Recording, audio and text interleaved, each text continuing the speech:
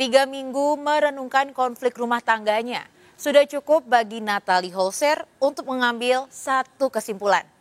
Ya, setelah Sule dan Putri Delina tidak ada itikat untuk memperbaiki keadaan, Natalie pun angkat tangan. Ia rela pergi dari Istana Tambun untuk selamanya, jika itu bisa memberi kebahagiaan kepada Sule dan anak-anaknya. Tapi bagaimana bila pada sidang cerai beragendakan mediasi nanti, Sule mengajaknya rujuk? Apakah hati Natalie akan luluh? Baru 2 kali merayakan Idul Adha setelah resmi menjadi mualaf pada 2020 lalu, Natalie harus merayakan Hari Raya Kurban tanpa suami dan anak-anak sambungnya. Lantas bagaimana Natalie memaknai Idul Adha tahun ini? Apakah di Hari Raya Kurban, Natalie menutup pintu silaturahminya dengan Sule dan Putel? Sebelum menyimak beritanya, izinkan saya Maria Andromeda pamit undur diri dari hadapan Anda. Saksikan terus Barista, berita artis ternama setiap Sabtu dan Minggu hanya di RCTI.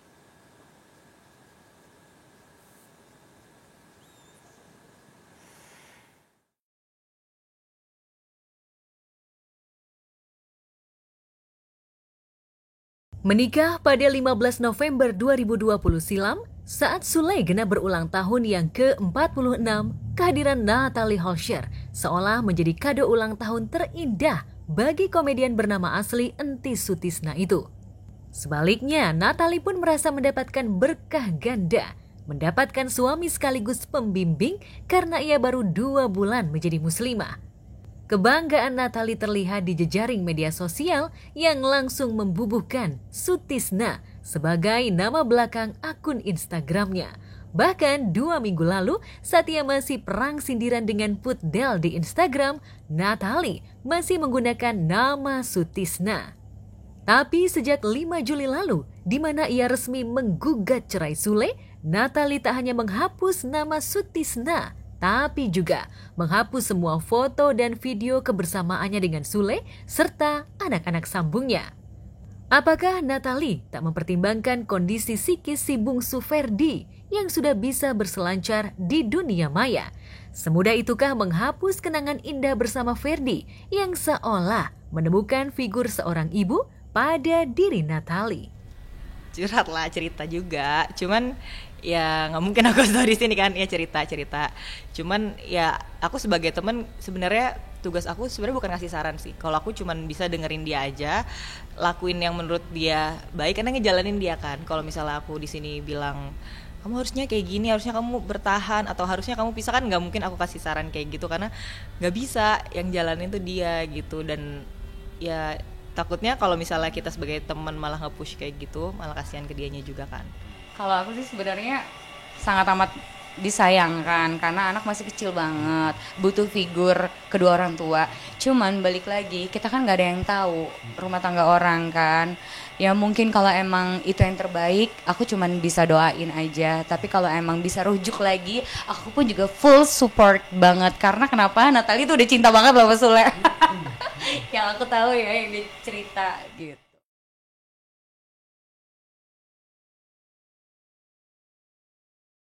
Ya, alih-alih mengorbankan Natalie demi membela Putel, Sule dikabarkan kena mental pasca digugat cerai Natalie. Fakta itu diungkapkan oleh Diki Chandra, sahabat dekat Sule. Nah, jauh-jauh sebelumnya juga sudah ngobrol, ada kakak tuh kakaknya Sule ya, kakak kandung Sule, ada keluarganya.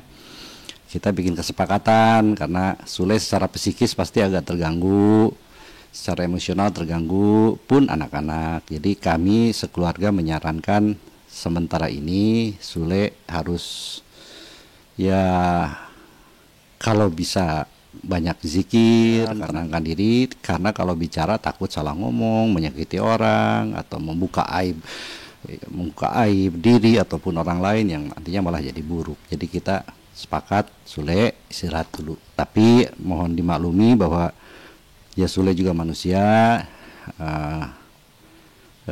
ada kata-kata Sule yang kurang lebih begini, bahwa Natalie itu kan cantik, muda, baik, banyak kelebihannya lah seperti apa yang dikatakan netizen.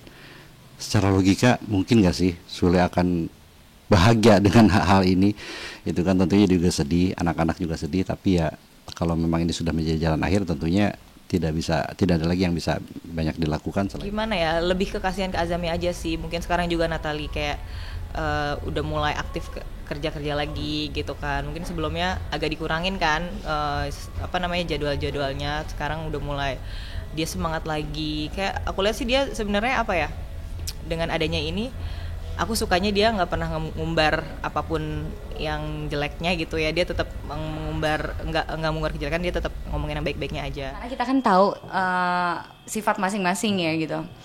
Karena Natalie ini orangnya tuh lebih quiet gitu. Jadi kalau misalnya lagi panas-panasnya nih, nggak mungkin aku langsung nanya gitu, nggak berani. Karena juga si Natalie juga butuh dia cooling down dulu kali ya, dan dia butuh waktu. Dan mungkin kalau dia udah enakan atau dia udah bisa ngobrol, dia pasti bakalan ngechat sendiri atau gimana gitu sih. Kini, Istana Tambun yang berdiri megah di selatan Bekasi sudah kehilangan ratunya. Menurut security di rumah Sule, sejak meninggalkan rumah dengan membawa barang-barangnya, Natalie tak pernah kembali, sekalipun untuk menjenguk Ferdi. Kurang lebih kalau nggak salah 2 minggu yang lalu, itu pun perginya kayaknya nggak sama Sule sih, sama supirnya. Ya buat ke belakang kita nggak tahu, namanya di depan itu kan cuma hanya wajah sama supir aja yang kelihatan. Sebetulnya usaha-usaha chat ada, Sule pegang, Sule punya, Sule liatin. Saya juga nggak percaya begitu aja kan ya. Chat-chatnya saya lihat oke, gitu kan. Kenapa Sule mengechat ini? Ya terus kenapa nggak di chatin? Terus dia pengen keluarin juga, saya bilang janganlah gitu kan. Karena jangan sampai gini lah. Kalau kalian kan ketemu baik-baik, nikah baik-baik di depan Allah, kalian ijab kabul baik-baik. Kalaupun misalnya Allah memastikan kalian harus berpisah dari cara baik-baik. Nah, Sule tidak ingin terlalu banyak membela diri, dilihat ke khalayak. Ini loh, saya udah melakukan ini. Dia pikir nggak perlu. Kenapa? Karena sekarang yang dihadapi bukan musuh, melainkan ibunya anak kandung sendiri, yaitu Azam.